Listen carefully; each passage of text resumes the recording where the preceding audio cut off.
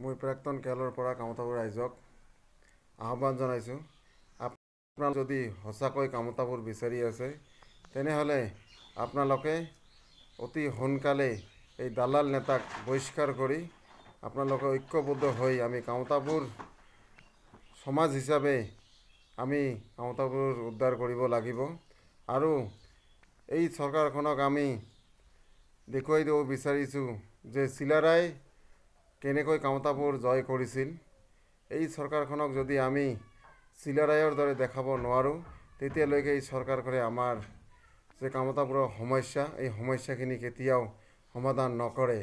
আৰু যে কেৰালৰ প্ৰধান পাবেল ছাৰক যে মাতি আনি আলোচনাৰ নামত ভেকভানা কৰি আছে, এই ভেকভানাও তেওঁলোকে বন্ধ নকৰিব।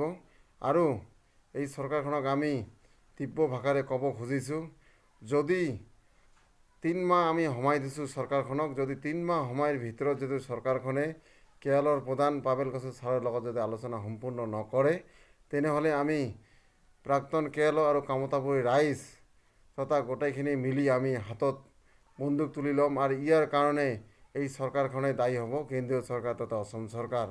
যদি এই চৰকাৰখনে 3 মাহৰ ভিতৰত যদি কামতাপুৰ আমাক ঘূৰাই নিদিয়ে আৰু যদি কেৰালৰ প্ৰধান পাবেল ছাৰৰ লগত যদি আলোচনা সম্পূৰ্ণ নকৰে তেনেহ'লে আমি পুনৰবাৰ জংঘলত যাবলৈ বাধ্য হ'ম। আৰু এই জংঘলত যাবৰ কাৰণে দায়ী হ'ব কেন্দ্ৰীয় চৰকাৰ তথা অসম চৰকাৰ।